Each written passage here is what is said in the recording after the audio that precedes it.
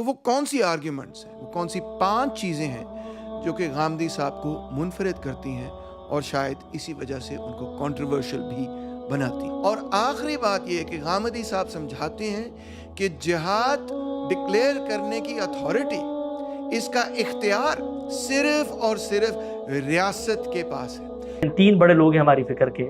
Fry صاحب ایک ہی آیت کے بارے میں سیم پرنسپلز اپلائی کر کے الگ بات کر رہے ہیں. مولانا امین حسن اصلاحی ان کے شاگرد ہیں، 50 سال تفسیر لکھی، الگ بات کر رہے ہیں. غامدی صاحب کے پیچھے 100 سال کا علم کھڑا ہوا ہے، وہ اسی آیت پر انہی ٹولز کی بنیاد پہ غور کر کے الگ بات کر رہے ہیں. تو اختلافات ہوتے ہیں اور ہوں گے. ہمارے ہاں جو میجر تعبیرات ہیں دین کو سمجھنے کی، وہ بنیادی طور پہ 3 ہیں. ایک ہے فقہی منہاج، فقہی روایت، ایک ہے سلفی روایت، اور ایک ہے صوفی روایت. یہ 3 روایات ہیں کہ اگر ہمیں ہسٹری کے اندر پروفٹ کا کوئی ایسا ایکشن ملتا ہے جو بظاہر بک آف دی گاڈ سے کانٹرڈکٹ کر رہا ہے جی، تو ہم نے کیا کرنا ہے.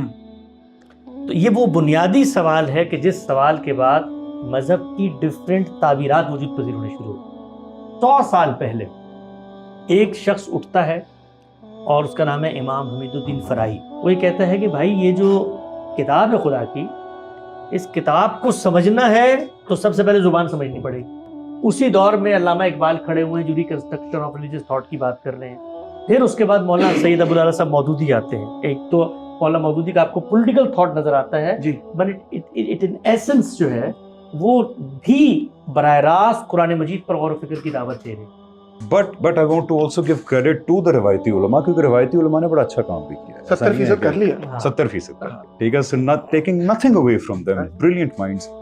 But that 30% جو روایتی اسلام کی، میرا خیال ہے کوئی بھی سلیم الفطرت انسان جو تھوڑا پری ڈسپوزڈ ایک بائس نہ رکھتا ہو، وہ چیزیں قبول نہیں کر سکتا. For example, does it make sense to you کہ فریڈم آف ریلیجن ہے اسلام میں، لیکن اگر آپ اسلام چھوڑیں گے، مرتد ہوں گے تو آپ کو قتل کر دیا جائے گا. Because imagine if somebody else did that to me. کہ اگر بدھسٹ یہ کہتے ہیں کہ جی اصل میں بدھزم کا کام یہ ہے کہ دنیا میں جا کے یہ کرے، تو آپ بھی لائک یار یہ کیا لوگ ہیں، یہ وحشی ہیں، درندے ہیں، یہ بڑی غیر اخلاقی بات ہے. یہ دوسرے تو اللہ تعالیٰ کہہ رہے ہیں کہ لا اکراہ فی الدین، there is no compulsion in religion, right? بسم اللہ الرحمن الرحیم. ناظرین، ابھی کچھ دنوں پہلے 1-2 ویڈیوز ڈاکٹر تیمور رحمان جو لال بینڈ کے ووکلسٹ بھی ہیں اور مشہور لیفٹسٹ ہیں، ان کے چینل پر اپلوڈ ہوئیں. بیسیکلی ڈاکٹر تیمور رحمان کافی عرصے سے یہ لگ رہا ہے کہ وہ اسلام کو سمجھنے کی کوشش کر رہے ہیں، اور کچھ وہ دینی اسکالرز سے بھی ملاقاتیں کر رہے ہیں. تو ان کی کچھ ملاقاتیں ہوئی ہیں جاوید احمد غامدی صاحب سے بھی، اور ان کے جو داماد ہیں حسن الیاس صاحب، ان سے بھی ان کی ملاقاتیں ہوئیں. تو اسی وجہ سے ان کی کچھ قربت بڑی ہے ان کی طرف. ان کو انہوں نے لمز میں بلایا تھا، اور وہاں پر حسن الیاس صاحب کے ساتھ حمزہ علی عباسی بھی موجود تھے. حمزہ علی عباسی جو کہ ایک مشہور فلم سٹار ہیں، لیکن وہ بھی کچھ عرصے پہلے جو ہے دین کی طرف راغب ہوئے. تو ان کو بھی انہوں نے بلایا تھا، کیونکہ وہ غامدی سینٹر جو اس وقت US کے اندر ہے، ڈیلس میں ہے، اس کے ایک طرح سے وہ برانڈ ایمبیسڈر کے طور پہ جو ہے وہ اپنے فرائض سر انجام دیتے ہیں. اس کے علاوہ بھی کافی چیزوں میں انوالوڈ ہیں غامدی سینٹر کے اندر. تو خیر، یہ 2 لوگ تھے جن کو انوائٹ کیا گیا تھا لمز کے اندر، وہاں ایک ڈسکشن جو ہے کی گئی، اور ڈاکٹر تیمور رحمان نے ان کو پورا موقع دیا کہ وہ اپنا موقف، یا غامدی اسکول آف تھاٹ جو ہے اس کا جو موقف ہے وہ تفصیل سے اسٹوڈنٹس کے سامنے پیش کریں. پھر اس کے بعد ہم دیکھتے ہیں کہ 3 نومبر کو پھر ڈاکٹر تیمور رحمان نے خود بھی ایک ولاگ کیا اس کے اوپر، اور بڑے اچھے طریقے سے سمرائز کیا غامدی اسکول آف تھاٹ کو، کہ غامدی اسکول آف تھاٹ کیا ہے، اور اس کے اندر کون سے ایسے کنٹروورشل پوائنٹس ہیں کہ جن کی وجہ سے غامدی صاحب جو ہے ان کو پسند نہیں کیا جاتا پاکستان میں، خاص طور پہ دینی حلقوں کے اندر. تو ہم وہیں سے ذرا سٹارٹ کرتے ہیں، اپنی ڈسکشن کا آغاز کرتے ہیں، اور انالائز کریں گے. ڈیفینیٹلی بہت ساری چیزیں ہیں، خاص طور پہ جو لمز کے اندر ان کا سیشن ہوا ہے اس کے اندر، کیونکہ حمزہ علی عباسی نے بھی اپنی بات کی، اور حسن الیاس صاحب نے بھی بڑی تفصیل سے غامدی صاحب کا اسکول آف تھاٹ ایکسپلین کیا. تو انشاءاللہ اس پہ بھی ہم بات کریں گے. لیکن جو ڈاکٹر صاحب نے دوسری ویڈیو بنائی ہے، اس میں بڑے اچھے طریقے سے سمرائز کیا ہے کہ غامدی اسکول آف تھاٹ ہے کیا. پہلی بات تو یہ غامدی صاحب یہ ہمیں بتاتے ہیں کہ اسلامی ریاست نامی کوئی شے ہے ہی نہیں. وہ اکثر یہ فکرہ دہراتے ہیں کہ ریاست کا مذہب نہیں ہوتا، مذہب تو انسان کا ہوتا ہے. پھر دوسری بات یہ کہ سورسز آف ریلیجس نالج کے حوالے سے، یعنی خاص طور پہ حدیث اور قرآن کے ریلیشن شپ کے حوالے سے وہ کیا کہتے ہیں. تیسری بات یہ کہ پاکستان کے اندر تکفیر اور بلیسفمی ایک بہت بڑا کیمپین ہے. ان دو کیمپینز پہ ان کا نقطہ نظر پاکستان کی آرتھوڈاکسی سے خاصا مختلف ہے. اور آخر میں یہ کہ کس کے پاس اتھارٹی ہے جہاد ڈکلیئر کرنے کے لیے اور جہاد کا طریقہ کیا ہے، اس پر غامدی صاحب کا جو نقطہ نظر ہے اس کے نتیجے میں جہادیوں کے نقطہ نظر میں غامدی صاحب جو ہیں وہ ان کو زیادہ پسند نہیں آتے. وہ کہتے ہیں قرآن مجید از دا ورڈ آف گاڈ، جیسے ہر مسلمان کا عقیدہ ہے، اینڈ حدیث از دا ورڈ اور ورک آف ہسٹورینس. حدیث جو ہے وہ تاریخ دانوں کا ایک کام ہے، ایک محنت ہے. اس محنت کو، اس کام کو وہ بہت احترام دیتے ہیں اور احترام کی نگاہ سے دیکھتے ہیں، کیونکہ وہ کہتے ہیں کہ یہی وہ سورس ہے جس کے نتیجے میں، جس کے ذریعے ہم حضرت محمد صلی اللہ علیہ وآلہ وسلم کی سنت کو سمجھ سکتے ہیں، ان کی زندگی کو سمجھ سکتے ہیں، انہوں نے جو جد و جہد کی اس کو سمجھ سکتے ہیں. تو لہٰذا وہ یہ نہیں کہتے کہ حدیث ان امپورٹنٹ ہے، نعوذ باللہ، ناٹ ایٹ آل. وہ بلکہ یہ کہتے ہیں کہ حدیث کو ہمیں قرآن مجید کی روشنی میں سمجھنا ہے، کیونکہ قرآن مجید اللہ تعالیٰ کے الفاظ ہیں اور حدیث جو ہیں وہ مسلم ہسٹورینز کا کام ہے. اور آخری بات یہ ہے کہ غامدی صاحب سمجھاتے ہیں کہ جہاد ڈکلیئر کرنے کی اتھارٹی، اس کا اختیار صرف اور صرف ریاست کے پاس ہے. کسی پولیٹیکل پارٹی کے پاس، کسی ملیشیا کے پاس، کسی مسجد کے مولوی کے پاس، کسی بھی تحریک کے پاس یہ حق حاصل ہی نہیں کہ وہ یہ کہے کہ فلاں فلاں کے خلاف آج سے ہم جہاد کرنے جا رہے ہیں. اور جہاد کا مقصد صرف اور صرف اول تو سیلف ڈیفense ہو سکتا ہے یا پھر ظلم و جبر کے خلاف جد و جہد ہو سکتی ہے. تو آپ نے دیکھا کہ جیسے ڈاکٹر صاحب بیان کر رہے تھے کہ 5 اہم پوائنٹس ہیں، کی پوائنٹس ہیں کہ جو غامدی اسکول آف تھاٹ کے اندر ٹریڈیشنل جو اسکول آف تھاٹ ہے اس سے ڈفرینٹ ہیں. اس میں سب سے پہلے تو یہی ہے کہ اسٹیٹ جو ہے اس کا کوئی ریلیجن نہیں ہوتا غامدی صاحب کے نزدیک، بلکہ غامدی صاحب کے نزدیک جو ہے اسلامی اسٹیٹ نام کی کوئی چیز موجود ہی نہیں، ایگزسٹ ہی نہیں کرتی ہے. یہ خام خواہ میں جو ہے اس کو گھڑا گیا ہے. تو ایک تو یہ ان کا بڑا ہی سگنیفیکنٹ ایک پوائنٹ ہے ان کے اسکول آف تھاٹ میں، جو کہ ٹریڈیشنل اسکول آف تھاٹ سے جو ہے ڈفرینٹ ہے. اس کے علاوہ جو سورسز آف نالج کے حوالے سے ان کی ایک انڈرسٹینڈنگ یہ ہے کہ حدیث جو ہے وہ بیسیکلی ایک ہسٹری ہے، تو اس کو ایک انڈیپینڈنٹ سورس آف نالج کے طور پہ تو کنسیڈر نہیں کیا جا سکتا. ہاں، وہاں سے جو بھی انفارمیشن آئے گی اسے ہم قرآن کی یارڈ سٹک کے اوپر جو ہے وہ ماپیں گے اور دیکھیں گے کہ وہ اس کے موافق ہے، اس کے مطابق ہے یا نہیں. اگر اسے کمپیٹیبل ہوا تو اسے ایکسیپٹ کر لیں گے، نہیں کمپیٹیبل ہوا تو اسے ہم ریجیکٹ کر دیں گے. تو یہ ان کا ان کی جو انڈرسٹینڈنگ ہے وہ again traditional school of thought سے ڈفرینٹ ہے کہ وہاں پہ تو یہ ہے کہ حدیث جو ہے وہ ایک independent source of religious knowledge ہے. تو ایک دوسرا اہم جو ہے ڈفرینس آف اوپینین ہے. پھر اس کے بعد انہوں نے ذکر کیا کہ تکفیر کے حوالے سے ان کا تصور یہ ہے غامدی صاحب کا کہ تکفیر کرنے کا حق جو ہے اب رسول اکرم صلی اللہ علیہ وسلم کے جانے کے بعد کسی بھی مسلمان کو نہیں ہے. یہ حق کسی مسلمان کو نہ تو انفرادی سطح پر ہے، نہ ہی کسی اسلامک اسٹیٹ یا مسلمانوں کی اسٹیٹ کو یہ حق حاصل ہے کہ کسی کو کافر ڈکلیئر کریں. ٹھیک ہے، اس لیے وہ تو یہ بھی کہتے ہیں کہ یہ کہنا کہ کافر جو ہیں خاص طور پہ وہ لوگ جو اسلام کو نہیں مانتے وہ جہنم میں جائیں گے، یہ بات غلط ہے. یہ فیصلہ ہم کر ہی نہیں سکتے، یہ تو صرف اللہ کے رسول ہی کر سکتے تھے صلی اللہ علیہ وسلم وعلیہ السلام. یعنی اس سے پہلے جو رسول آئے تھے علیہ السلام ان کے پاس بھی حق تھا، اور آخری جو اس سلسلے کی کڑی تھے رسول اکرم صلی اللہ علیہ وسلم وہ یہ حق رکھتے تھے. اب اس کے بعد کسی کو یہ حق حاصل نہیں ہے. اور پھر اسی لیے وہ کہتے ہیں کہ بلاسفیمی جو لاز ہیں جو بنائے گئے ہیں خاص طور پہ رسول اکرم صلی اللہ علیہ وسلم کی ناموس کی حفاظت کے لیے، یا قرآن مجید کی ناموس کی حفاظت کے لیے، یا دین کے جو بھی ڈفرینٹ احکامات ہیں ان کی ناموس کی حفاظت کے لیے جو بلاسفیمی لاز بنائے گئے ہیں، اس کا کوئی جواز ہی نہیں ہے.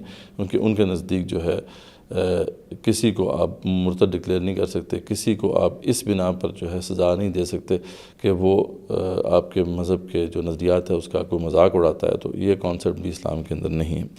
اور سب سے آخری بات جو بڑی امپورٹنٹ ہے کہ غامدی صاحب کے نزدیک جہاد فی سبیل اللہ کوئی اوبلیگیشن ہمارے اوپر سرے سے ہے ہی نہیں، ٹھیک ہے۔ ہاں، مسلمانوں کی اگر ریاست ہوگی تو یہ اتھارٹی اسی کے پاس ہے کہ وہ جہاد کر سکتی ہے، اور جہاد صرف دو مقصد کے لیے ہوگا۔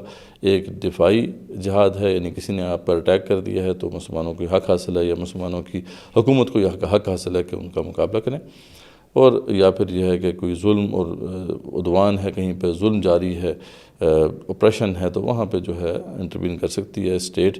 لیکن یہ کسی فرد کا، کسی جماعت کا تو یہ حق ہے ہی نہیں سرے سے، یہ تو صرف اور صرف اسٹیٹ کا اختیار ہے، اور وہ بھی صرف دفاع کے لیے یا ظلم اور عدوان کے لیے۔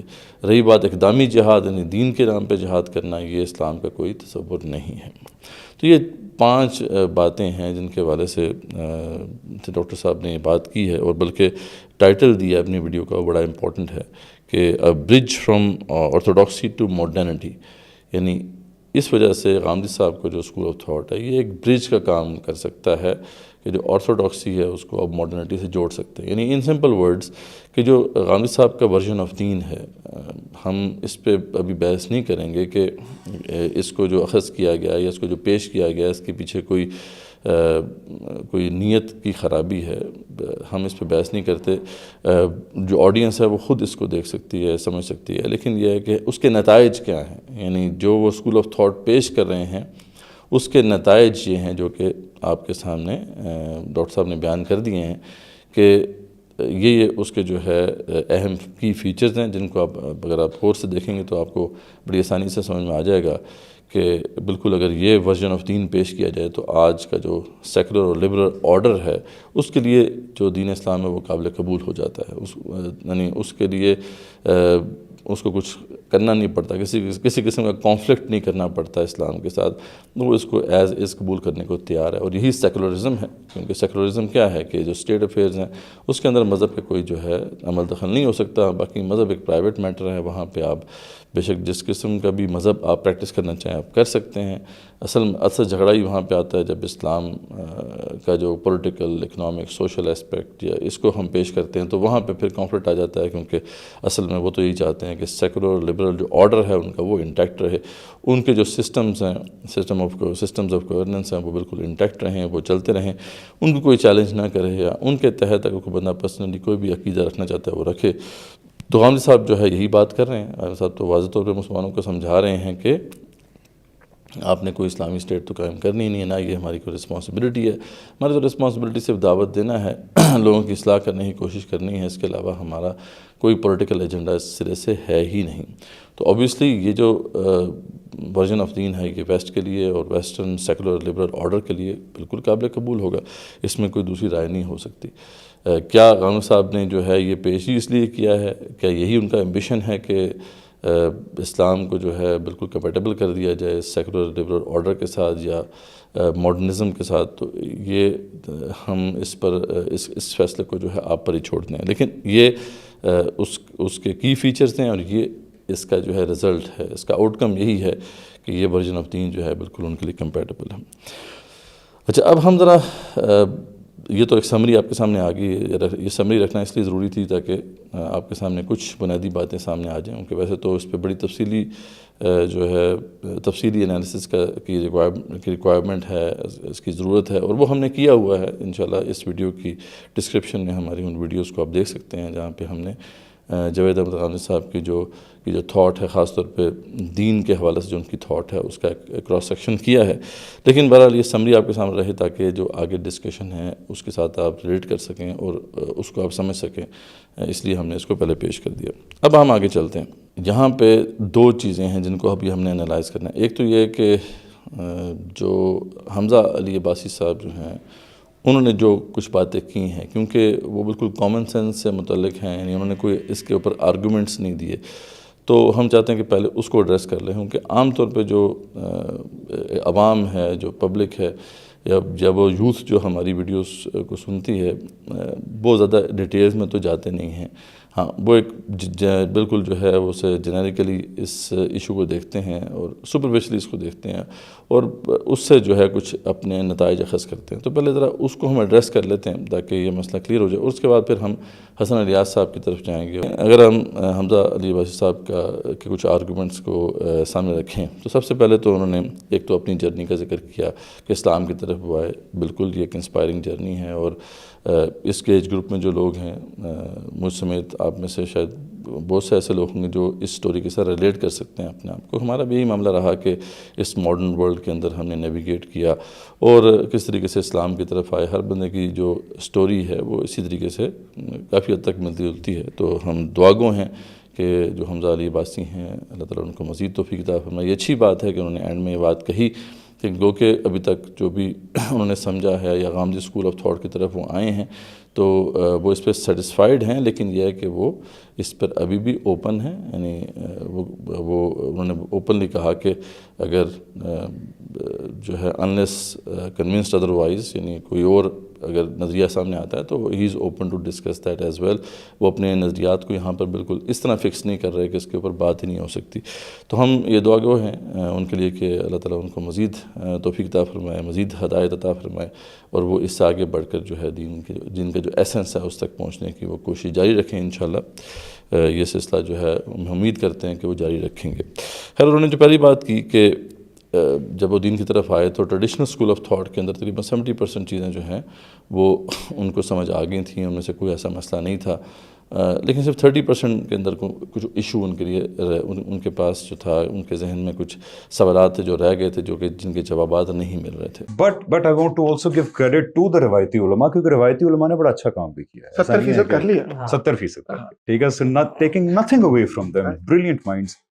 but that 30% جو روایتی اسلام کی, میرا خیال ہے کوئی بھی سلیم الفطرت انسان جو تھوڑا پری ڈسپوزڈ ایک بائس نہ رکھتا ہو نا, وہ چیزیں قبول نہیں کر سکتا. For example, does it make sense to you کہ فریڈم آف ریلیجن ہے اسلام میں, لیکن اگر آپ اسلام چھوڑیں گے, مرتد ہوں گے, تو آپ کو قتل کر دیا جائے گا. اچھا, یہ 30% ایشوز کون سے؟ ان میں سے ایک کا انہوں نے ذکر کیا کہ مرتد کی سزا. کہتے ہیں کہ یہ بڑی عجیب بات ہے, جبکہ دین اسلام کے اندر یہ لکھا ہوا ہے کہ فریڈم آف ریلیجن ہے. ٹھیک ہے, لا اکراہ فی الدین کا حوالہ انہوں نے دیا کہ جب دین میں یہ لکھا ہوا ہے کہ فریڈم آف ریلیجن ہے, تو پھر یہ بات سمجھ نہیں آتی کہ جو مسلمان اگر جو ہے دین چھوڑ دیتا ہے, مرتد ہو جاتا ہے, تو اس کو قتل کر دیا جائے. تو یہ بات کہتے ہیں کہ بالکل ایک جو ہے وہ ان کا کہنا یہ تھا کہ سین آدمی ہے یا تھوڑا بہت بھی مطلب جس کی فطرت ٹھیک ہے, اس کو یہ بات کبھی بھی ہضم نہیں ہو سکتی. تو ہم یہاں پہ یہ بات واضح کرنا چاہتے ہیں کہ اول تو یہ بات جو ہے بالکل واضح ہے, اس میں کوئی دوسری رائے ہو نہیں سکتی, کیونکہ قرآن مجید میں بھی اس کو واضح کر دیا گیا ہے اور حدیث رسول صلی اللہ علیہ وسلم میں بھی اس کو واضح کر دیا گیا ہے. بلکہ قرآن مجید میں تو یہ واضح کیا گیا ہے کہ یہ جو حکم ہے یہ صرف ہمارے لیے نہیں ہے, بلکہ یہ سابقہ شریعتوں میں بھی تھا. جیسے کہ آپ یہ اسکرین پہ دیکھ سکتے ہیں کہ سورہ بقرہ کی آیت نمبر 54 میں اللہ تعالیٰ فرماتے ہیں کہ وَإِذْ قَالَ مُوسَىٰ لِقَوْمِهِ يَا قَوْمِ إِنَّكُمْ ظَلَمْتُمْ أَنفُسَكُمْ بِاتِّخَاذِكُمُ الْعِجْلَ فَتُوبُوا إِلَىٰ بَارِئِكُمْ فَاقْتُلُوا أَنفُسَكُمْ ذَٰلِكُمْ خَيْرٌ لَكُمْ عِندَ بَارِئِكُمْ فَتَابَ عَلَيْكُمْ إِنَّهُ هُوَ التَّوَّابُ الرَّحِيمُ. یعنی یہ اس وقت ہوا تھا جب انہوں نے بچڑے کی پرستی شروع کر دی تھی.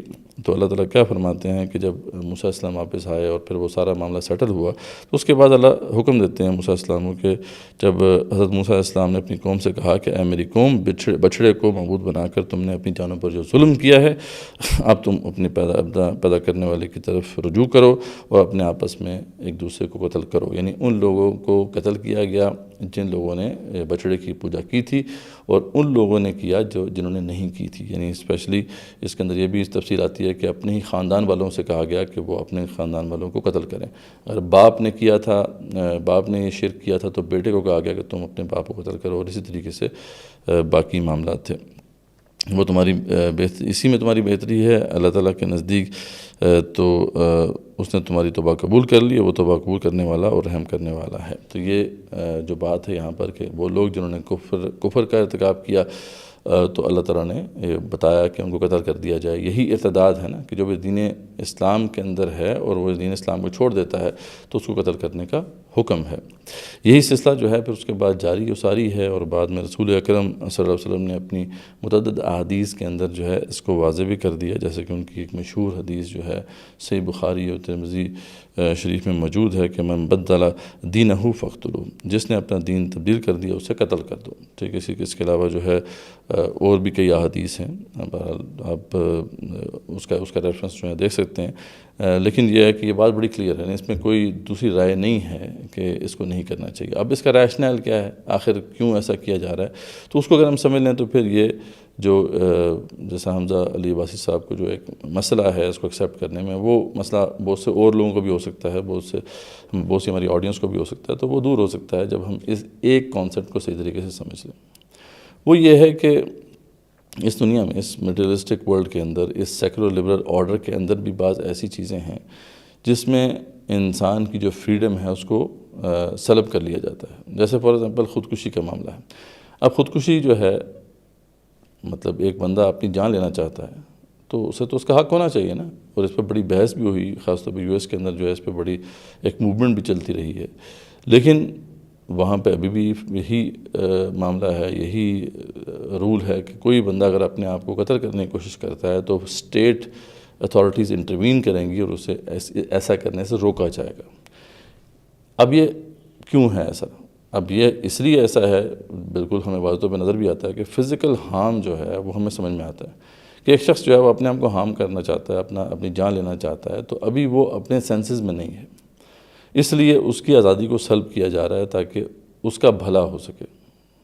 تو بالکل یہی پرنسپل جو ہے وہ اسلام کا جو تصور حکومت ہے اس کے اندر بھی ہے نا، کہ اسلام کے اندر کانسیپٹ یہ ہے کہ اسلامی جو اسٹیٹ ہے، اسلامی ریاست جو ہے، وہ نہ صرف فزیکل ہارم جو اس دنیا کا جو ہارم ہے اس کو پریونٹ کرتی ہے، بلکہ جو ایٹرنل ہارم ہے، جو مرنے کے بعد ہارم آنے والا ہے، اس سے بھی پروٹیکٹ کرنے کی کوشش کرتی ہے اپنے سٹیزنز کو.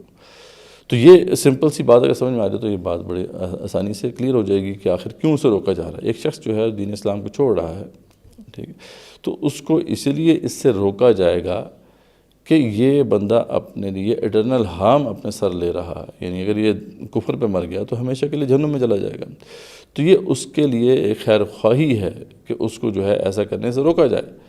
اور اگر کوئی ایسا جو ہے کرتا ہے اور اس پہ مصر رہتا ہے، یعنی اس کے لیے بھی پورا ایک پروسیجر ہے. ایسا نہیں ہے کہ ایک شخص جو ہے جس نے بس کفر کا ارتکاب کیا اور کسی موب میں سے کسی نے جو ہے یہ الزام لگایا اس کے اوپر اور موب بھی چڑھا اس کے اوپر، اسے قتل کر دیا. یہ بالکل بھی اسلام کے اندر نہیں ہے. اسلام کے اندر تو یہی چیز ہے کہ اس کو اسٹیبلش کرنا کہ کسی نے کفر کیا ہے یا نہیں، یہ کام جو ہے وہ اسٹیٹ اتھارٹیز کا ہے، جس کے اندر علماء بھی انوالوڈ ہوں گے، اور اس کو موقع دیا جائے گا. اگر ایسا شخص کو کر رہا ہے، کفر کر رہا ہے، تو اسے موقع دیا جائے گا کہ وہ اپنی وضاحت پیش کرے کہ آخر کس بنا پر وہ بھی یہ بات کر رہا ہے، اور پھر اس کے اشکالات کو دور کرنے کی کوشش کی جائے گی.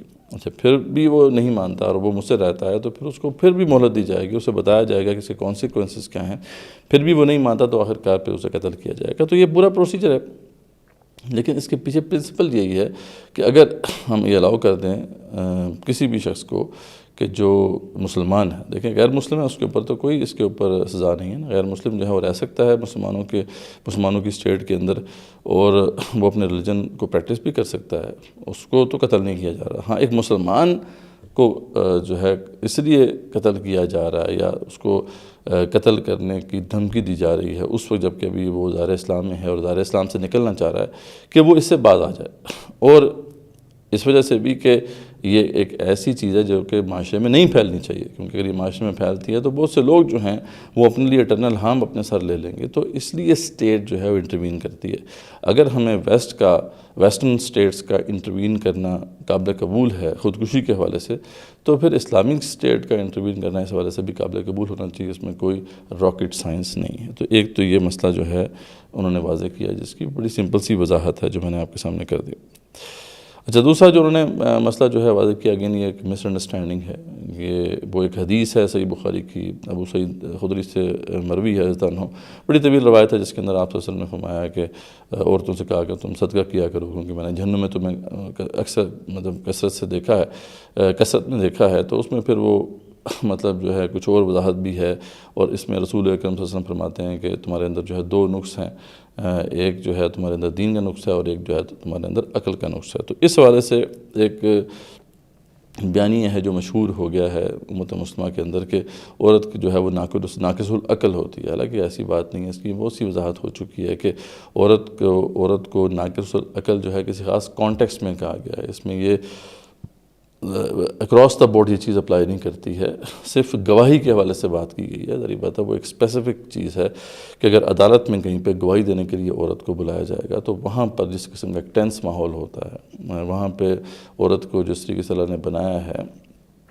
اس کی جو ہے کچھ کمیوں کو مد نظر رکھتے ہوئے یہ جو ہے یہ بات اس میں رکھی گئی ہے کہ ایک مرد کے برابر جو ہے ایک عورت کی گواہی نہیں ہوگی، بلکہ 2 عورتوں کی گواہیاں جو ہیں وہ ایک مرد کی گواہی کے برابر ہوگی، صرف عدالتی میٹرز کے اندر، ورنہ اس کے علاوہ جو ہے عورت کو کہیں پہ بھی ناقص العقل نہیں کہا گیا، بلکہ ہمارا جو حدیث کا جتنا بھی نالج ہے اس کے اندر بہت سی جو ہے خواتین ہیں جنہوں نے حدیث کو کوٹ کیا ہے، اور ان میں جو ہے ایک عورت کی گواہی کو قبول کیا گیا ہے۔ اس میں بالکل بھی کوئی جو ہے 2 رائے نہیں ہے، اور نہ ہی کہیں اکراس دا بورڈ اس کو نہ کہا گیا ہے کہ عورت ناقص العقل ہوتی ہے، بلکہ امہات المومنین جو ہیں ان کے ذریعے سے بہت سی احادیث ہم تک پہنچی ہیں۔ تو یہ کیسے ہو سکتا ہے کہ اسلام جو ہے اس حوالے سے ایسی بات کرے؟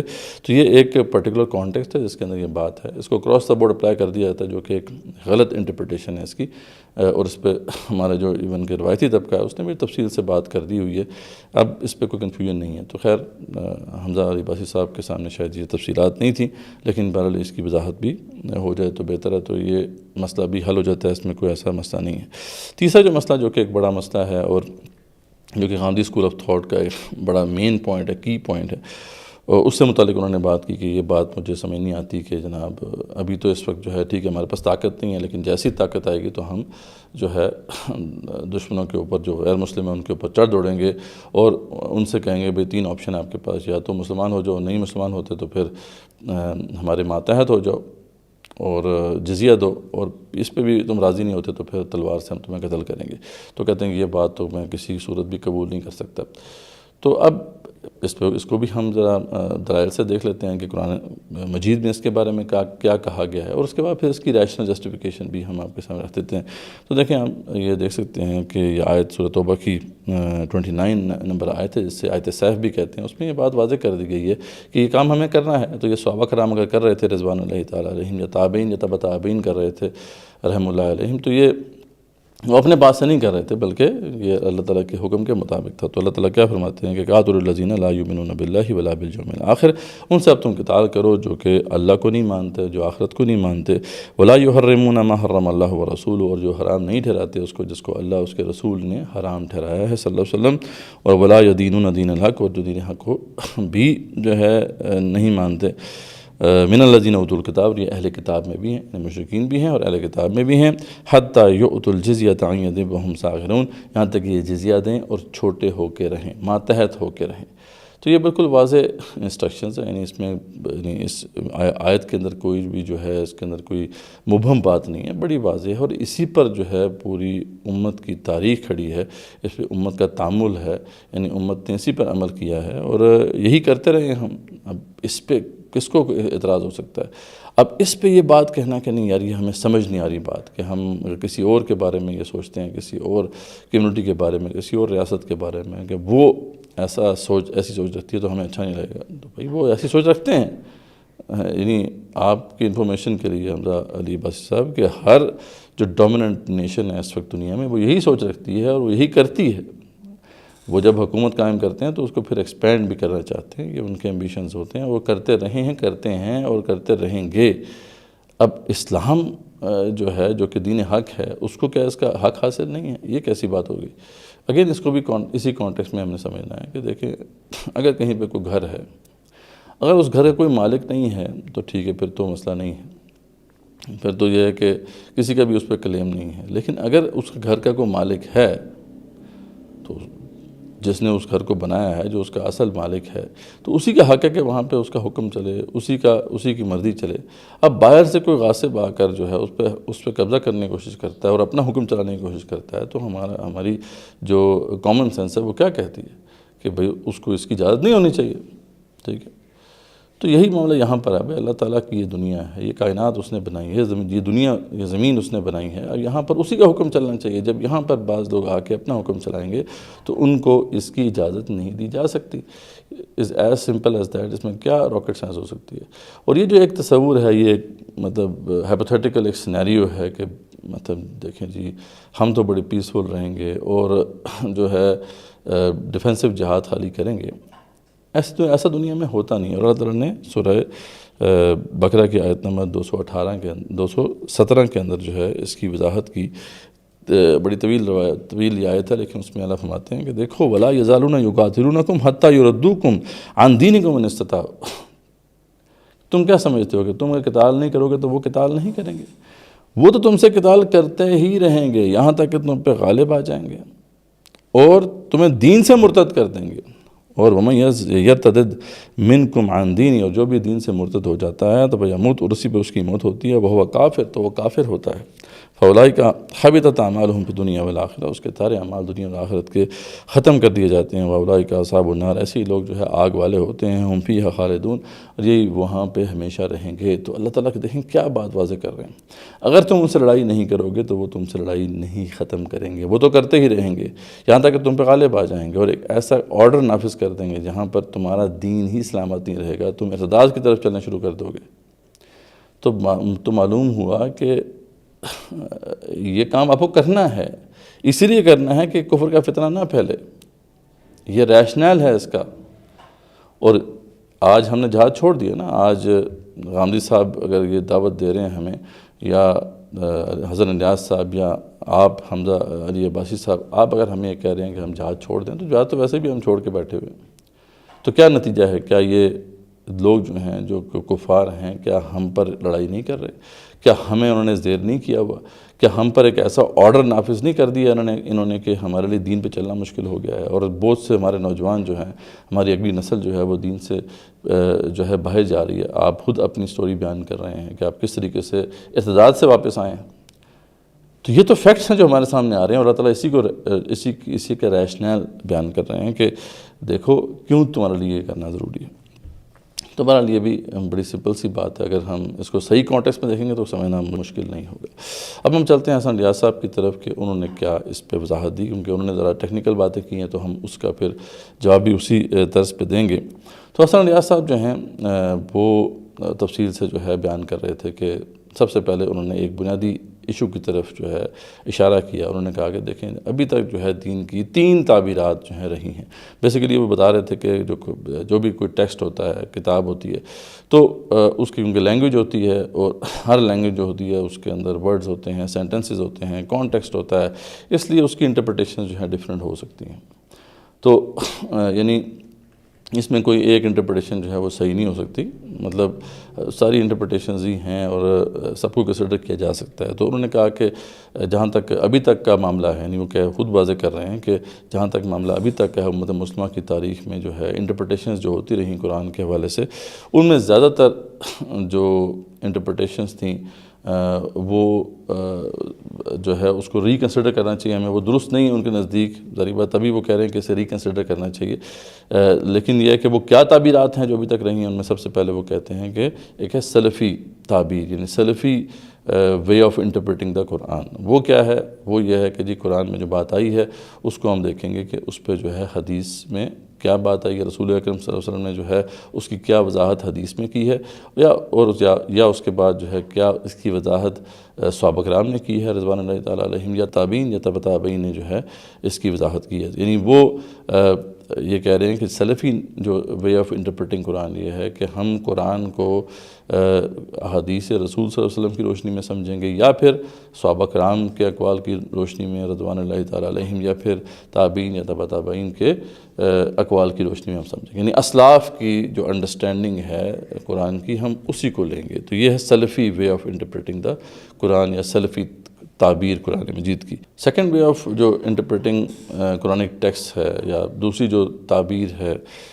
اس حوالے سے انہوں نے ذکر کیا، وہ ہے فقہی تعبیر. یعنی وہ اس طرح سے ہے کہ ٹھیک ہے مطلب ہم قرآن کو جو ہے احادیث کی روشنی میں سمجھیں گے. بائی دا وے احادیث کو وہ ہسٹری کہتے ہیں. وہ جیسے میں نے پہلے ذکر کیا تھا کہ احادیث ان کے نزدیک کوئی separate source of religious knowledge نہیں ہے بلکہ وہ ایک ہسٹری ہے. تو وہ کہتے ہیں کہ اگر ہسٹری کو ہم بنیاد بناتے ہیں تو ہسٹری میں بھی اختلاف ہو جاتا ہے, تو پھر اس کو کیسے سیٹل کریں. تو پھر جو فقہی تعبیر غالباً انہوں نے جو ہے اس کو منسوب تو نہیں کیا, لیکن انہوں نے جو دوسری تعبیر بیان کی یا سیکنڈ وے آف انٹرپریٹنگ قرآن کو ایکسپلین کرتے ہوئے جو وضاحت دی, اس میں انہوں نے کہا کہ وہ یہ ہے کہ ہم دیکھیں گے کہ جمہور کیا کہتے ہیں, یعنی کنسنسس لے لیں گے ہم کہ اگر تو احادیث میں یا صحابہ کے اقوال میں یا تابعین یا تبع تابعین کی انڈرسٹینڈنگ میں کوئی اگر اختلاف آ رہا ہے تو ہم دیکھ لیں گے کہ زیادہ سے زیادہ لوگ جو ہیں وہ کس تعبیر کے اوپر ہیں. یعنی جمہور علماء اور فقہا اور صحابہ رضوان اللہ تعالیٰ علیہم ورحمۃ اللہ علیہم جس انٹرپریٹیشن کو صحیح مانتے ہیں ہم اس کو لے لیں گے. تو this is another way of interpreting the Quranic text. تیسرا انہوں نے کہا کہ ایک اور way of interpreting Quran text جو ہے وہ صوفی تعبیر ہے. یعنی اس میں انہوں نے وضاحت کی کہ اس میں یہ دیکھا جاتا ہے کہ جو پرسن انٹرپریٹ کر رہا ہے وہ کتنا پیور ہے, یعنی اس کی جو تزکیہ نفس ہے اس کے اوپر فوکس کیا جاتا ہے, اور پھر یہ ٹرسٹ کیا جاتا ہے کہ جس کا تزکیہ نفس ہوا ہے تو وہ یعنی ہی کین بیٹر انڈرسٹینڈ یا انٹرپریٹ دا قرآن, اس کی انٹرپریٹیشن کو لے لیا جاتا ہے. تو یہ 3 تعبیرات جو ہیں ان کے نزدیک ہماری ہسٹری میں رہی ہیں, اور اس پہ پھر انہوں نے واضح کیا کہ ایک چوتھی تعبیر بھی ہے جو 100 سال پہلے سامنے آئی. تو ایک جو روایت ہے وہ یہ کہتی ہے کہ جو ہسٹری ہم تک آئی ہے اس ہسٹری میں رسول اللہ کے ارشادات ہیں, صحابہ اکرام کے مختلف ایکشنز ہیں جو ہم تک پہنچ گئے ہیں, ہم اس کی روشنی میں بک آف گاڈ کا مطالعہ کریں. اس کو ہم کہتے ہیں سلفی منہاج. اس منہاج کے اندر روایت ہسٹری اصل ہوتی ہے, گویا ہسٹری اوپر چلی گئی اور قرآن اور جو دوسرے سورسز ہیں وہ نیچے آ گئے انٹرپریٹیشن کے لحاظ سے. دوسرا جو اسکول آف تھاٹ ڈیولپ ہوا وہ یہ تھا کہ خود ہسٹری کے اندر بھی انٹرپریٹیشن میں اختلاف ہو جاتا ہے, تو فیصلہ کیسے ہوگا. وہ یہ کہتے ہیں کہ لوگوں کا اکثریت, لوگوں کی کنسنسس, اس کو ہماری اصطلاح میں اجماع امت کہا جاتا ہے, اس کے ذریعے سے فیصلہ ہوگا. ایون دو قرآن کو آپ سمجھنا چاہتے ہیں, آپ کہتے ہیں بھی قرآن کے لفظ کا یہ مطلب ہے, آپ کہتے ہیں یہ مطلب ہے, آپ کہتے ہیں مطلب ہے, وہ کہیں گے ہم دیکھیں گے جمہور کیا کہہ رہے ہیں, جس پر اتفاق ہے ہم اس کو مان لیں گے. تیسری جو انٹرپریٹیشن ہے صوفی انٹرپریٹیشن, وہ یہ کہتی ہے کہ یار یہ لوگ تو لڑتے جھگڑتے رہتے ہیں آپس میں, یہ کہتے ہیں لفظ کی بحث میں جاؤ. مقصد کیا ہے دین کا؟ مقصد دین کا تھا ٹو پیوریفائی. تو پیوریفیکیشن اگر حاصل کرنی ہے تو ہم کیوں نہ ان تمام ٹولز کو, ان ذریعوں کو ایک طرف رکھیں اور ہم وہاں چلے جائیں جہاں پر ہمارا مقصد حاصل ہو جاتا ہے. ٹھیک ہے. تو وہ لوگ چلے گئے کہ بھائی مقصد ہے پیوریفیکیشن, اور پیوریفیکیشن ہمیں حاصل نہیں ہو سکتی اس وقت تک جب تک ہم اللہ کے بالکل قریب نہ ہو جائیں. بہت سادہ الفاظ میں بتا رہا ہوں. تو اس اسکول آف تھاٹ یا اس پوائنٹ آف ریفرنس میں اصل کی حیثیت ہو گئی خدا تعالیٰ کا مواجہہ, خدا تعالیٰ کا مشاہدہ, خدا تعالیٰ کے ساتھ ملاقات کو ایکسپیرینس کرنا. ٹھیک ہے, اور یہ بیسیکلی وہ ایک اسکول آف تھاٹ کے طور پر اسے پیش کر رہے ہیں کہ جی ایک اس میں جو ہے شیخ حمید الدین فراہی سب سے پہلے جو ہے وہ پہلے شخص تھے کہ جنہوں نے اس تعبیر کی طرف جو ہے اشارہ کیا, اور انہوں نے واضح کیا کہ ایک طریقہ یہ ہے کہ ہم صرف قرآن کو دیکھیں, قرآن کے لغت کو دیکھیں, اور لغت کو سمجھنے کے لیے اس کا جو کلاسیکل ایرا ہے اس دور کی لینگویج کو سمجھیں, تاکہ ہم جو ہے قرآن کے ذریعے سے ہی ہم اس کو سمجھ سکیں, یعنی قرآن کو قرآن کے ذریعے سے ہی سمجھ سکیں یا اس کے اصل کانٹیکسٹ میں اس کو سمجھ سکیں.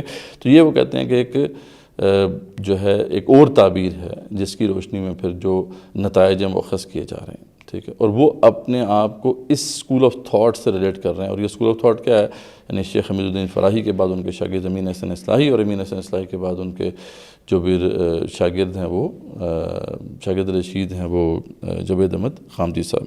100 سال پہلے ایک شخص اٹھتا ہے اور اس کا نام ہے امام حمید الدین فراہی. وہ بیسیکلی تو جو جدید علوم ہے دنیا کے, فلسفہ ہے, سائنس ہے, ہسٹری ہے, ان سے واقف ہے, زبان جانتا ہے, بہترین انگریزی, بہترین ہیبرو, اس کا ایک ورلڈ ویو ہے. سب چیزوں کے ساتھ ساتھ وہ دین کا عالم بنتا ہے, علوم اسلامیہ کی راہ اختیار کرتا ہے.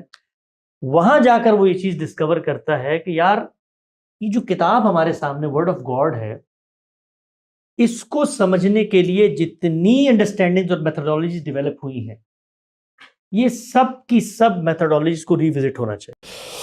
پھر انہوں نے ظلم عظیم یہ کیا کہ اس میں جو ہے 2 اور لوگوں کو بھی شامل کر دیا، علامہ اقبال کو بھی شامل کر دیا اور مولانا مودودی کو بھی شامل کر دیا.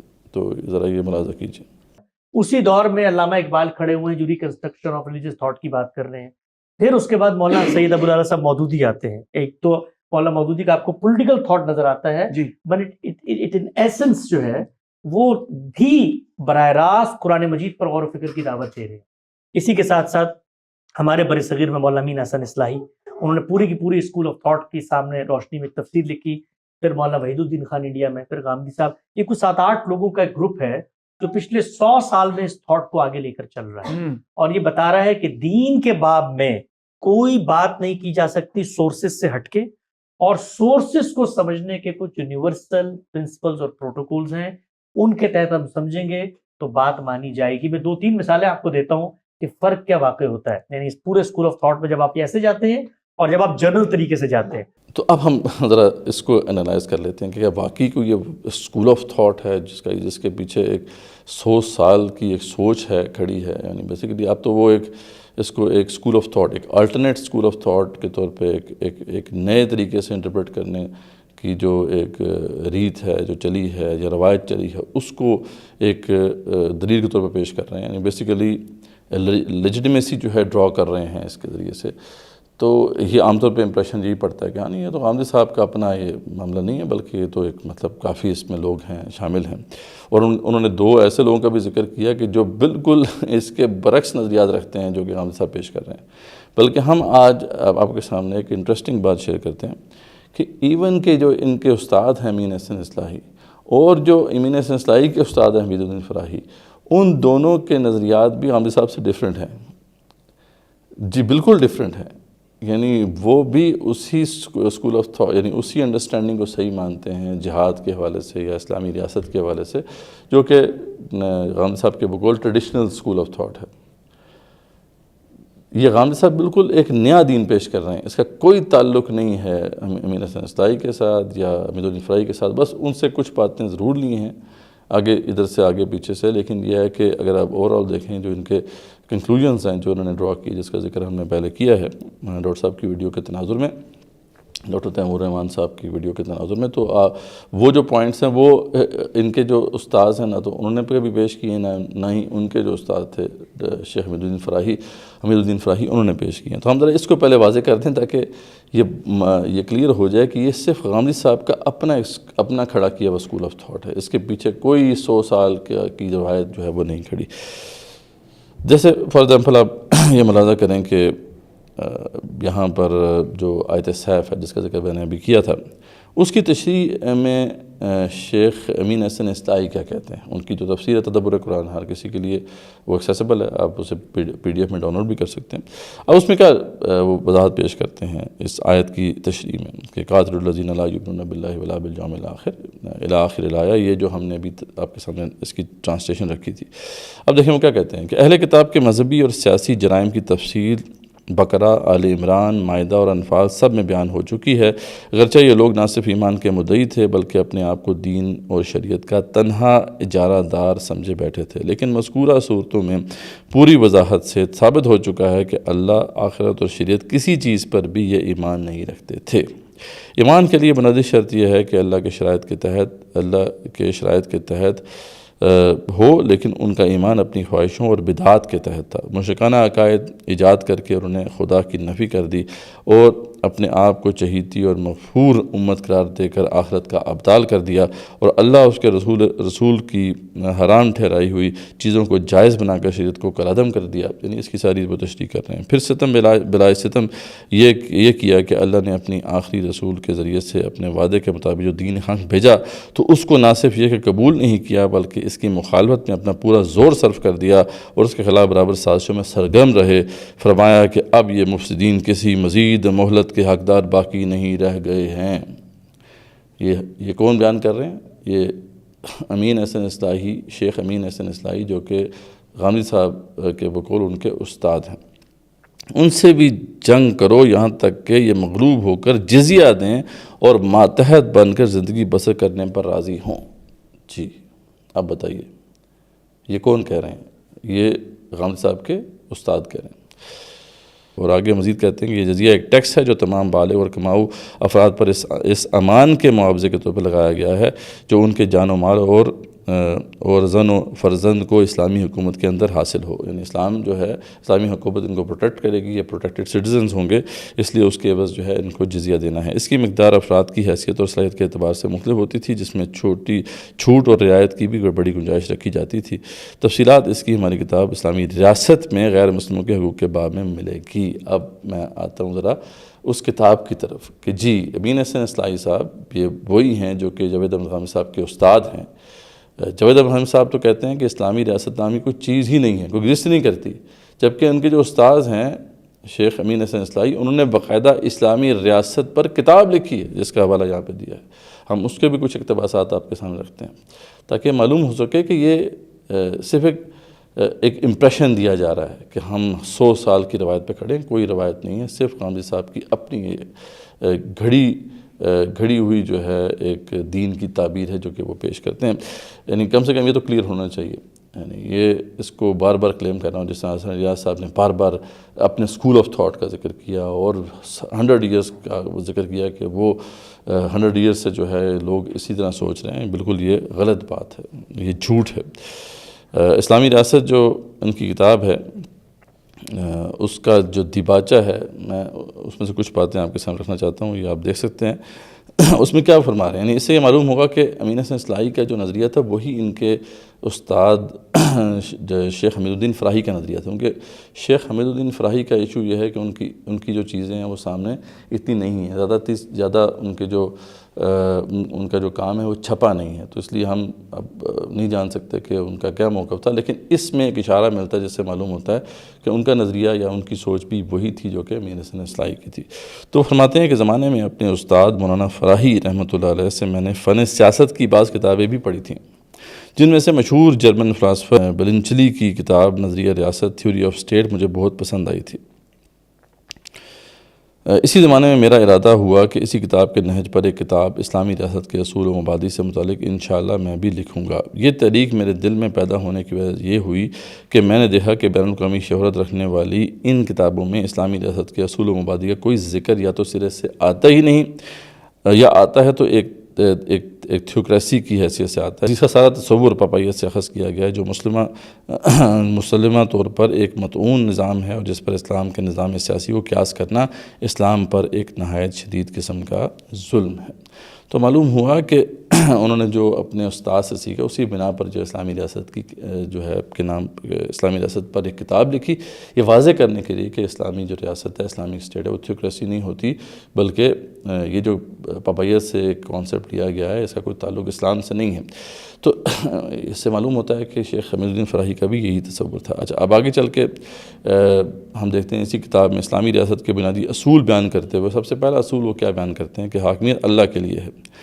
اوپر خلافت کے جو ہے تضمنات بیان کرتے ہوئے ہم یہ بتا چکے ہیں کہ زمین میں اصلی حاکمیت اللہ تعالیٰ کے لیے ہے، یعنی بنیادی حقیقت ہے جس پر ایک اسلامی ریاست قائم ہوتی ہے یہ بات کہ خدا کی تکوینی حاکمیت بحیثیت ایک حقیقت کے ہر جگہ موجود ہے، خواص کا اقرار کیا جائے یا نہ کیا جائے. اگرچہ اپنی جگہ صحیح ہے، لیکن اسلام میں حاکمیت کے اقرار کے لیے ضروری شرط ہے کہ اس کی تکوینی حکومت کے ساتھ ساتھ اس کی تشریعی حکومت کا بھی اقرار کیا جائے. یعنی اللہ تعالیٰ کا ویسے تو حکم ہر جگہ چلتا ہے، ہم کوئی مانے یا نہ مانے، جو تکوینی نظام چل رہا ہے اللہ تعالیٰ کا وہ ہر بندہ جو ہے اس کے ماتحت ہے، لیکن تشریعی حکومت جو ہے اس کو بھی ماننا ضروری ہے. ایک طرف اس بات کا اقرار کیا جائے کہ وہی تنہا اس کائنات کا خالق و مالک اور حاکم ہے، اور دوسری طرف اس بات کا بھی اقرار کیا جائے کہ تنہا اسی کو یہ حق پہنچتا ہے کہ اپنے بندوں کے لیے نظام زندگی تجویز کرے اور ان کے لیے قانون بنائے. چنانچہ یہی وجہ ہے کہ ہمارے لیے خدا کی توحید کے اقرار کے ساتھ ساتھ محمد رسول اللہ صلی اللہ علیہ وسلم کی رسالت کا اقرار ضروری ٹھہرا. اگر کوئی شخص رسول اللہ صلی اللہ علیہ وسلم کی رسالت کا اقرار نہ کرے تو اس کا حاکمیت الہی کا اقرار بالکل بےمانی ہو کر رہ جائے گا. وہ اس اقرار کے باوجود خدا کی توحید اور اس کی حاکمیت کا منکر قرار پائے گا، کیونکہ اس نے خدا کی تشریعی حاکمیت کا اقرار نہیں کیا ہے جو حاکمیت الہی کے اقرار کی ایک لازمی شرط ہے. تشریعی حکومت سے مراد یہ ہے کہ اس دنیا میں جو اللہ تعالیٰ کا حکم جو ہے اللہ تعالیٰ کی شریعت کا جو ہے نفاذ، تو اس کو ماننا بھی ضروری ہے. اس کو ڈرائی کرنے والا جو ہے اس کا ایمان ہی کمپلیٹ نہیں ہے. یہاں پہ شیخ اصلاحی تو یہ بیان کر رہے ہیں.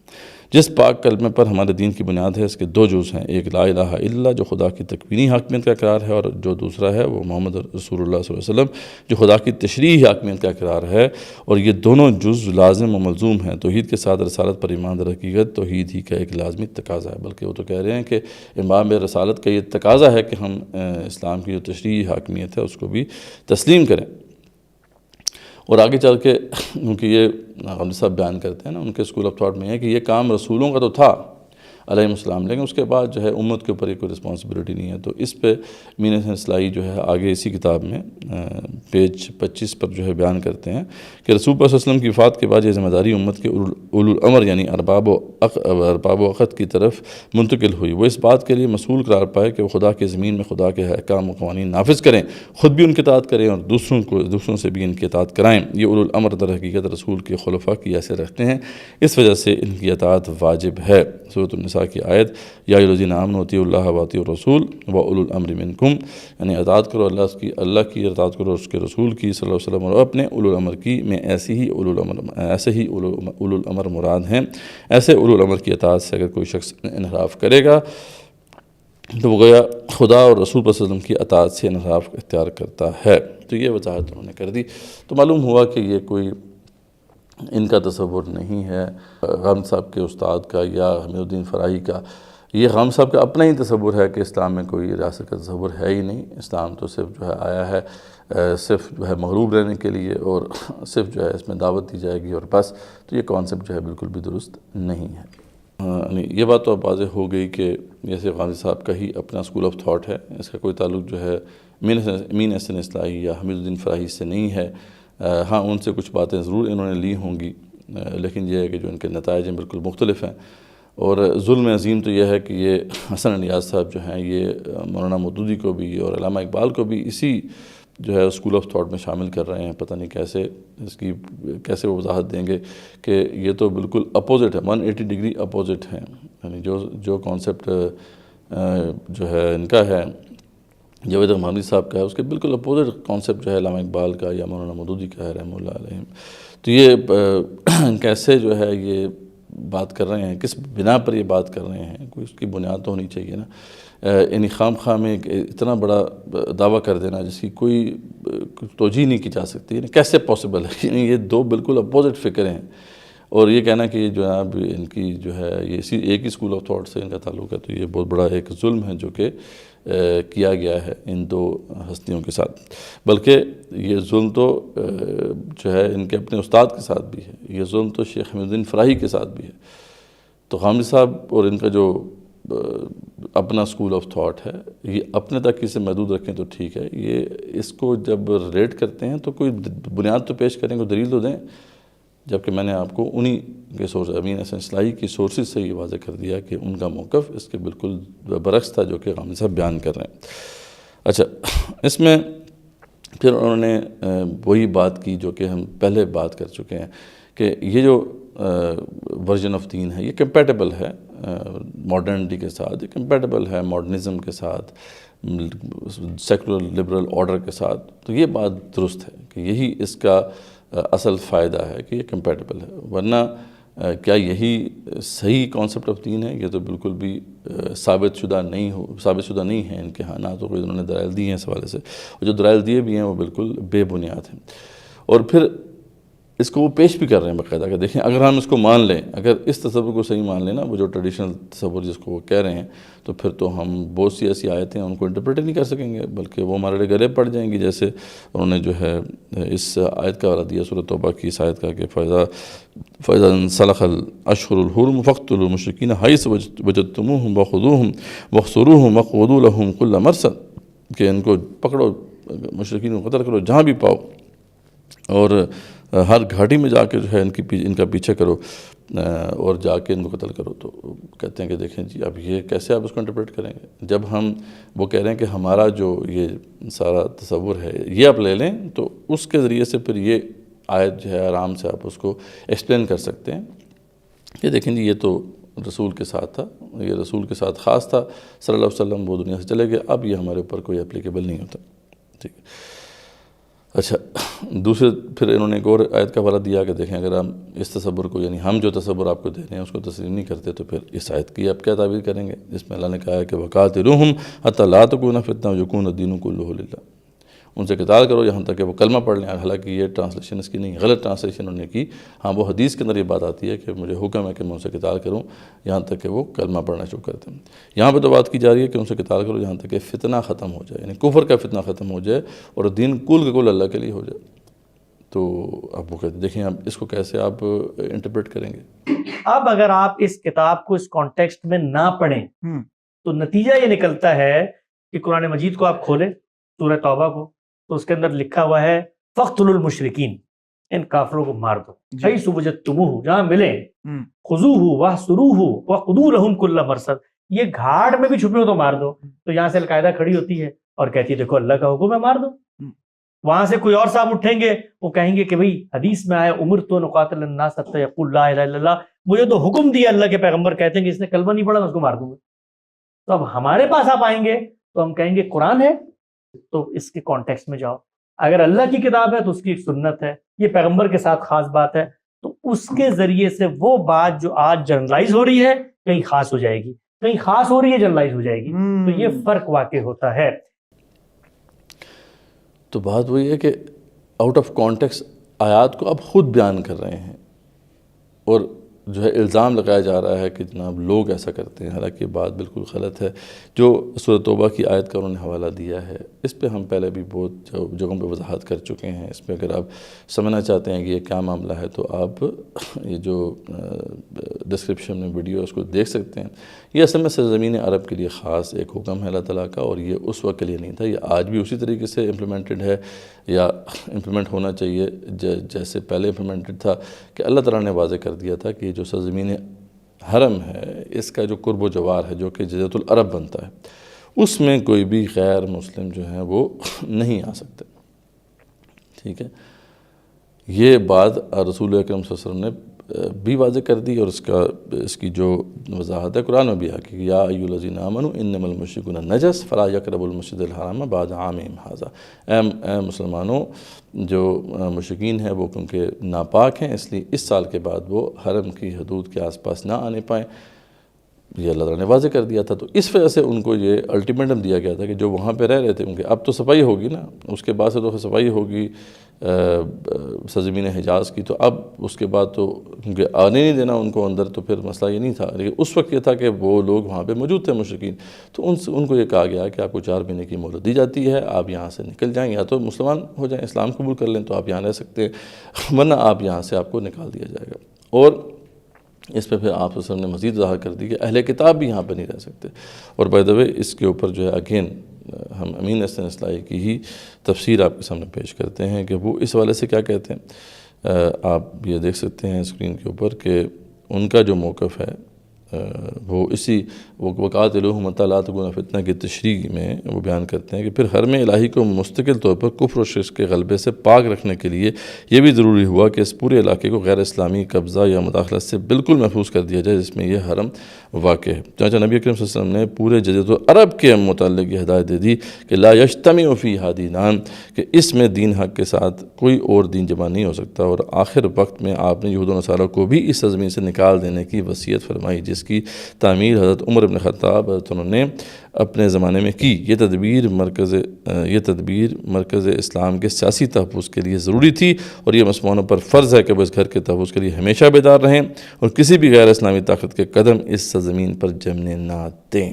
جی یہ ہے ایسے کانٹیکسٹ، تو اس کو تو آسانی سے ہم جو ہے واضح کر سکتے ہیں، اس کی وضاحت تو بڑی آسانی سے دی جا سکتی ہے کہ بھئی یہ جو حکم تھا جو کہ پکڑو ان کو قتل کرو جہاں پہ بھی پاؤ، یہ ان کے لیے تھا جن کو 4 مہینے کی مہلت دی گئی تھی، یعنی 4 مہینے کی مہلت اگر ختم ہو جاتی ہے اس کے بعد بھی یہ لوگ نہیں نکلتے اور کفر پر رہتے ہیں تو پھر ان کو قتل کر دو جہاں پہ بھی تم پاؤ۔ لیکن اس کے علاوہ جو جزیرۃ العرب سے باہر کے معاملات ہیں اس میں تو غیر مسلم رہ سکتے ہیں، اس میں تو کوئی ایسا حکم نہیں دیا گیا۔ اور جو دوسری آیت ہے جس کا حوالہ جو ہے حسن ریاض صاحب نے دیا کہ وَقَاتِلُوهُمْ حَتَّىٰ لَا تَكُونَ فِتْنَةٌ وَيَكُونَ الدِّينُ كُلُّهُ لِلَّهِ، تو اس میں تو بالکل وضاحت ہم نے پہلے بھی کر دی ہے کہ یہ تو دین کا بالکل بنیادی کانسیپٹ ہے کہ آپ نے کفر کا فتنہ ختم کرنے کے لیے جہاد کرنا ہے۔ پوری دنیا میں ایسی کوئی بھی کافروں کی حکومت نہیں رہ سکتی جو کفر نافذ کر رہی ہو. یہ تو بالکل واضح ہے، اور اسی پہ پوری امت کی تاریخ کا تعامل ہے. اس پر صحابہ کرام نے یہ کر کے دکھایا، تابعین نے کر کے دکھایا، تبع تابعین نے کر کے دکھایا، and so on and so forth. پوری مسلمانوں کی تاریخ جو ہے وہ اس کو واضح کر رہی ہے اور چیخ کے کہہ رہی ہے کہ یہی تعبیر دین جو ہے وہ درست ہے. لیکن بہرحال غامدی صاحب جو ہیں وہ اپنا ایک اور اسکول آف تھاٹ رکھتے ہیں، اور اپنا ایک یونیک اسکول آف تھاٹ رکھتے ہیں، اور وہ کہہ رہے ہیں کہ یہ ہم نے کام نہیں کرنا. آخری بات اقلیتوں کے حوالے سے جب ان سے بات ہوئی تو انہوں نے اگین وہی ایک غلط بیانی سے کام لیا اور کہا کہ اقلیتوں کے بارے میں تو قرآن تو خاموش ہے. قرآن نے تو کوئی بات کی ہی نہیں کہ اقلیتوں کے ساتھ آپ نے کیسے برتاؤ کرنا ہے، کیونکہ یہ اس کا کنسرن ہی نہیں ہے. سبحان اللہ. اس پس منظر میں اب اس سوال کی طرف ہم آتے ہیں اگلے 3 منٹ میں، کہ جو موضوع ہے آج کا کہ اقلیتوں کے بارے میں کیا کہتا ہے دین اسلام ہمارے اس اسکول آف تھاٹ کے پرسپیکٹو میں. تو پہلی بات تو یہ ہے کہ جب میں یہ دعویٰ کرتا ہوں نا کہ دین کیا کہتا ہے، تو میں اپنی طرف سے کچھ نہیں کہہ سکتا، مجھے جانا پڑے گا سورسز میں. تو پورے سورسز کو پڑھ جائیے، وہاں پر اقلیتوں کے ساتھ کیا معاملہ کرنا ہے سرے سے زیر بحث ہی نہیں، زیر بحث ہی نہیں، زیر بحث ہے ہی نہیں. ہم پہلے بیان کر چکے ہیں کہ اللہ تعالیٰ نے واضح طور پر بتایا کہ دیکھو تم ان سے قتال کرو گے، اور غیر مسلموں کی جو حکومتیں ہیں ان سے ان کی حکومتیں چھینو گے، اور ان کے اوپر جو ہے تسلط قائم کرو گے، اور وہ جو بھی اقلیتیں مسلمانوں کے تحت مسلمانوں کی حکومت کے تحت ہوں گی وہ جزیہ دیں گی. تو باقاعدہ یہ اللہ تعالیٰ کا حکم ہے نا کہ حتیٰ یؤتوا الجزیۃ عن یدٍ وہم صاغرون. تو یہ کہنا کہ جی اسلام تو اس کے بارے میں بالکل خاموش ہے، قرآن تو بالکل خاموش ہے، کیسے یہ جھوٹ آپ بول سکتے ہیں، کیسے یہ غلط بیانی آپ کر سکتے ہیں؟ تو خدا کے لیے بات کو جو ہے کم سے کم غلط بیانی سے کام نہ لیں. جو بات ہے آپ کی وہ بیان کریں، آپ کھل کے بیان کریں. آپ کہیں کہ جی یہ غامدی صاحب کا نظریہ ہے، غامدی صاحب نے یہ اخذ کیا ہے، جس طرح بھی اخذ کیا ہے آپ اس کی بنیادیں واضح کریں، ہم اس کو ریفیوٹ کرنے کی کوشش کریں گے. لیکن ایک تو یہ بات کہنا کہ جناب اس کا تعلق کسی روایت سے ہے، یہ 100 سال پرانی روایت ہے اور اس میں پتہ نہیں کتنے لوگ ہیں، 7-8 لوگوں کا ذکر آپ نے کیا، یہ بالکل جھوٹ ہے، یہ بددیانتی ہے، یہ علمی بددیانتی ہے ایسی بات کرنا، یہ بالکل غلط بات ہے. ٹھیک ہے، یہ کیسے ہو سکتا ہے کہ جناب اصول ایک ہوں اور اس کے نتائج اتنے مختلف ہوں، اور وہ بھی جو بڑے پوائنٹس ہیں، کی پوائنٹس ہیں غامدی صاحب کے اسکول آف تھاٹ کے، وہ بالکل جو ہے ان لوگوں سے ڈیفرنٹ ہوں جن کو وہ اپنا استاد مانتے ہیں. تو ہاں ان سے کوئی چیز لی ہوئی ہو تو ٹھیک ہے، وہ علیحدہ بات ہے. جو ایک پوائنٹ جو کہ آخر میں بس اس کو ہم کنکلوڈ کرتے ہیں اس کے اوپر، کہ دیکھیں جو بات کی جاتی ہے کہ دین کی مختلف تعبیرات ہیں، تو یہ بات بھی جو ہے بالکل ایک سپرفیشل سی بات ہے. کوئی بھی ٹیکسٹ ہوتا ہے اس کی ملٹیپل انٹرپریٹیشن ہو سکتی ہیں، لیکن یہ ہے کہ ٹیکسٹ میں کچھ ایسی چیزیں بھی ہوتی ہیں جو کہ اس انٹرپریٹیشن کو لمٹ کرتی ہیں. مطلب انٹرپریٹیشن جو ہوتی ہے وہ کی جا سکتی ہے ملٹیپل طریقے سے اگر ٹیکسٹ جو ہے وہ واضح نہ ہو. لیکن اگر ٹیکسٹ کے اندر ریپیٹیشن ہے، تاکید ہے، ایمفیسس ہے، تاکید ہے، یعنی ریپیٹیشن اور ایمفیسس ہے یا تاکید اور جو ہے تکرار ہے، تو اس سے بات واضح ہو جاتی ہے. یعنی ٹیکسٹ جو ہے اس کا میننگ جو ہے اب فکسڈ ہو جاتا ہے. یہ ہر ٹیکسٹ کے ساتھ ہوتا ہے. جیسے مطلب سمپل سی ایگزامپل آپ لے لیں کہ کوئی ایک باپ ہے، وہ اپنے بیٹوں کو جو ہے وصیت کرتا ہے کہ دیکھو میرے بچوں، میرے جانے کے بعد ایک باغ بنا دینا. اب یہ ایک ایسا سینٹنس ہے کہ جس کی ملٹیپل انٹرپریٹیشن ہو سکتی ہیں. اب کتنا بڑا باغ ہو، کیا وہ 10 کنال کا ہو، 20 کنال کا ہو، یا چھوٹا سا جو ہے گھر کے اندر چھوٹا سا باغیچہ ہو، کتنا بڑا ہونا چاہیے، اس کی نوعیت کیا ہونی چاہیے، اس پہ بحث کی جا سکتی ہے، اس پہ ملٹیپل انٹرپریٹیشن ہو سکتی ہیں.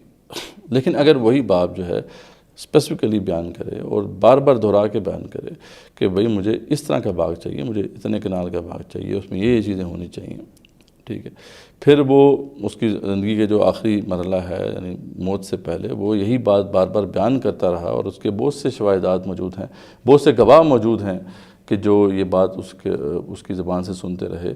تو اب یہ کہنا کہ نہیں جی دیکھیں اس کی بھی ملٹیپل انٹرپریٹیشنز ہو سکتی ہیں، تو یہ پھر اس کے ساتھ ظلم ہے.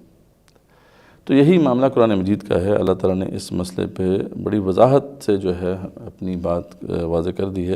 اللہ تعالیٰ کی جو وضاحت ہے آپ دیکھ سکتے ہیں اسکرین کے اوپر کہ اللہ نے فرمایا کہ دیکھو 2 قسم کے احکامات ہیں جو کہ اس کتاب میں موجود ہیں. هو الذی انزل علیک الکتاب منہ آیات محکمات ہن ام الکتاب، کہ اس کے اندر جو ہے وہی اللہ تعالیٰ ہے جس نے آپ کی طرف کتاب بھیجی، اور ان میں سے کچھ تو محکم آیات ہیں، اور یہی اصل کتاب ہے. اصل تو کتاب، اصل حکم شریعت کا یہی ہے. اخر متشابہات، اور کچھ متشابہ آیات بھی ہیں. یعنی ان میں سے محکم آیات بھی ہیں اور متشابہ آیات بھی ہیں. یعنی ایسی آیات بھی ہیں جن کی انٹرپریٹیشن اور کوئی نہیں کی جا سکتی، اس کی ایک انٹرپریٹیشن ہوگی، اس کی دو انٹرپریٹیشن کی نہیں جا سکتی. اس کی وجہ یہ ہے کہ اللہ تعالیٰ نے اس کو بڑی کلیئرٹی سے بیان کر دیا ہے، اور اس کو بار بار دہرا کے بیان کر دیا ہے.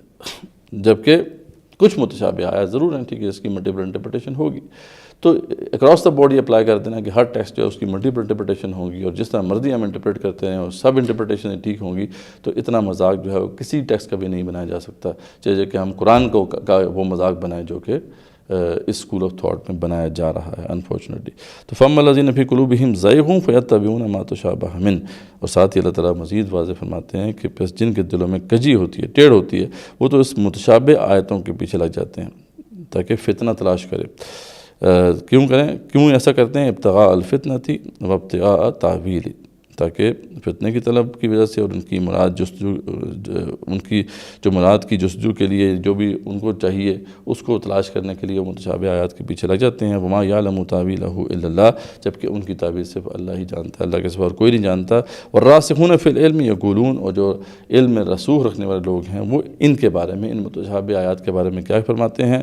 آمنا بہ کل من عند ربنا، ہم ان پر ایمان لاتے ہیں یہ سب اپنے رب کی طرف سے ہیں، ہمارے رب کی طرف سے ہیں. وما یذکر الا اولو الالباب، اور نصیحت قبول نہیں کرتے مگر سمجھداری لوگ قبول کرتے ہیں. مطلب جیسے قرآن مجید میں بہت ساری ایسی باتیں ہیں، 7 آسمان ہیں، جہنم کے اوپر 19 فرشتے تعینات ہیں، اس طرح کی بہت ساری جو ہیں چیزیں ہیں جو کہ ہمارے لیے تو متشابہات میں سے آتی ہیں، تو ہم ان کو قبول کرتے ہیں ایز از، جیسا کہ بیان ہوئی ہیں. لیکن یہ ہے کہ ہم ان کے ذریعے سے فتنہ نہیں کھڑا کریں گے. یہ سورہ آل عمران کی آیت ہے. اب ایک اور جگہ پر اللہ تعالیٰ اسی موضوع کو ایک اور جو ہے زاویے سے بیان کرتے ہیں کہ اللہ نزل احسن الحدیث کتاب متشابہ مثانی، اللہ تعالیٰ نے بہترین کلام نازل فرمایا ہے جو ایسی کتاب ہے کہ آپس میں اس میں ملتی جلتی آیات بھی ہیں اور بار بار دہرائی ہوئی آیات بھی ہیں. تو یعنی آیات کو بار بار دہرایا گیا ہے، طرح طرح سے بیان کیا گیا ہے تاکہ مسئلہ کلیئر ہو جائے. اس کی ضرورت کیوں ہوئی کہ اس کا مصرف کیا ہے کہ تقشعر منہ جلود الذین یخشون ربہم ثم تلین جلودہم وقلوبہم الی ذکر اللہ، جس سے ان لوگوں کے رونگٹے کھڑے ہو جاتے ہیں جو اپنے رب کا خوف رکھتے ہیں، اور آخر میں ان کے جسم اور دل اللہ تعالیٰ کے ذکر کی طرف نرم ہو جاتے ہیں. یہ ہے اللہ تعالیٰ کی ہدایت جس کی طرف اللہ جسے چاہتا ہے بلاتا ہے. ذالک ھدی اللہ یہدی بہ من یشاء من یضلل اللہ فما لہ من ہاد، اور جسے اللہ تعالیٰ ہی جو ہے گمراہ کر دے اس کے لیے کوئی ہادی نہیں ہوتا. تو اللہ نے بیان کیا کہ اللہ اپنی آیات کو بار بار دہرا کر بیان کرتے ہیں تاکہ اس کا معنی واضح ہو جائے، اور اس سے جو ہے جو ماننے والے لوگ ہیں، تسلیم کرنے والے لوگ ہیں، ان کے رونگٹے کھڑے ہو جائیں. اور ایک اور جگہ پہ سورہ انعام میں آتا ہے، اللہ فرماتے ہیں وَكَذَلِكَ نُصَرِّفُ الْآيَاتِ وَلِيَقُولُوا دَرَسْتَ وَلِنُبَيِّنَهُ لِقَوْمٍ يَعْلَمُونَ، اور ہم اس طرح دلائل کو مختلف پہلوؤں سے دہرا کر بیان کرتے ہیں، یعنی پھر کے آیت لے کے آتے ہیں تاکہ یہ نہ لوگ کہیں کہ آپ نے کسی سے اسے پڑھ لیا ہے، اور تاکہ ہم اس کو جو عقل مند لوگ ہیں، جو جاننے والے لوگ ہیں، ان کے لیے خوب ظاہر کرتے ہیں. تو اللہ تعالیٰ نے اس موضوع کو بڑی تفصیل سے بیان کیا ہے کہ ہم نے اس قرآن کے اندر محکم آیات رکھی ہیں اور بار بار دہرا کر ان کو واضح کیا ہے، ان کی تشریح کی ہے. تو اب ان کے بارے میں ملٹیپل انٹرپریٹیشن کی کہانی جو ہے یہ نہیں چل سکتی. اور یہی ہم نے دیکھا ہے کہ بہت سی جو باتیں جس کی تفصیل ہم نے اس ولاگ میں بھی کی، اس میں آپ نے دیکھا کہ بہت سی وضاحت قرآن مجید میں موجود ہے. اس پہ ہمارا ایک تفصیلی جو ہے ایک کتابچہ بھی موجود ہے کہ قرآن کا اصل بیانیہ کیا ہے. یہ کلیم کہ ہم قرآن سے یہ چیزیں اخذ کر رہے ہیں، قرآن کی ٹیکسٹ سے اور اس کے کانٹیکسٹ سے جو ہے ہم یہ ایک نیا تصور دین پیش کر رہے ہیں، یہ بھی غلط بات ہے. اس کی پوری ریپوٹیشن جو ہے ہم نے کی ہے. اس کے اوپر بڑی طویل 2 ویڈیوز بھی ہیں جو کہ ڈسکرپشن میں آپ کو مل جائیں گی، قرآنی بیانیہ کے نام سے. کیونکہ جاوید احمد غامدی صاحب نے جو ہے جوابی بیانیہ کھڑا کیا تھا، آپ کو یاد ہوگا 2015 میں، دین کے روایتی بیانیہ کے خلاف. تو اس کے جواب میں ہم نے کہا تھا کہ دین کا جو قرآنی بیانیہ ہے وہ اصل بیانیہ ہے، اس کو ہمیں دیکھنا چاہیے. تو یہ بات کہ اگر ہم روایت کو پیچھے چھوڑ دیں، اس کو اگنور بھی کر دیں، اس کو ہسٹری کنسیڈر کر کے جو ہے احادیث کو بھی پیچھے چھوڑ دیں، صرف قرآن کو ہی اگر ہم بنیاد بنائیں، تو اس سے کیا جو ہے دین کا تصور سامنے آتا ہے؟ تو اس سے بھی وہی دین کا تصور سامنے آتا ہے الحمدللہ جو کہ ہمارے ہاں اسلاف کی انڈرسٹینڈنگ رہی ہے، اور اسی کو ہم نے ان طویل ویڈیوز کے اندر انالائز بھی کیا. آپ ان کو ضرور سنیں، اور اس کے اوپر ہمارا کتابچہ بھی ہے، وہ بھی آپ پڑھ سکتے ہیں. تو یہ تفصیلات ہیں. انشاءاللہ یہ موضوع بہت امپورٹنٹ ہے. ڈاکٹر تیمور رحمان صاحب کی اس کاوش کو ہم سراہتے ہیں. ان کی ایک جرنی جاری ہے. ہم یہ بھی دعا گو ہیں کہ اللہ تعالیٰ ان کو مزید توفیق عطا فرمائے، مزید ہدایت کی طرف وہ آئیں، اور جو ہے دین کو مزید گہرائی سے مطالعہ کریں، تاکہ جو اصل دین کا ایسنس ہے اس تک وہ پہنچ سکیں. یہی معاملہ حمزہ علی عباسی صاحب کا ہے. ہم نے ان کے بھی جو ہے بات آپ کے سامنے رکھی. ہم یہ بھی دعا گو ہیں کہ ان کو بھی اللہ تعالیٰ مزید توفیق عطا فرمائے کہ وہ ہدایت کا جو ایسنس ہے اس تک وہ پہنچ سکیں.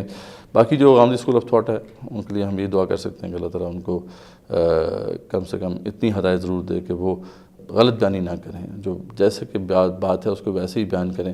جو بھی انہوں نے دین کا تصور اخذ کیا ہے اس کو وہ لیجیٹمائز نہ کریں، اس کو ایک روایت بنا کر. تو اس سے ہم جو ہے ان سے ریکویسٹ کرتے ہیں کہ وہ اس پہ نظر ثانی کریں. باقی جو اپنا وہ نظریہ پیش کرتے رہیں گے ہم اس کو ریفیوٹ کرتے رہیں گے، اور اگین دلائل کے ساتھ ریفیوٹ کریں گے تاکہ یہ بات سب کے سامنے واضح ہو سکے. جزاکم اللہ خیر.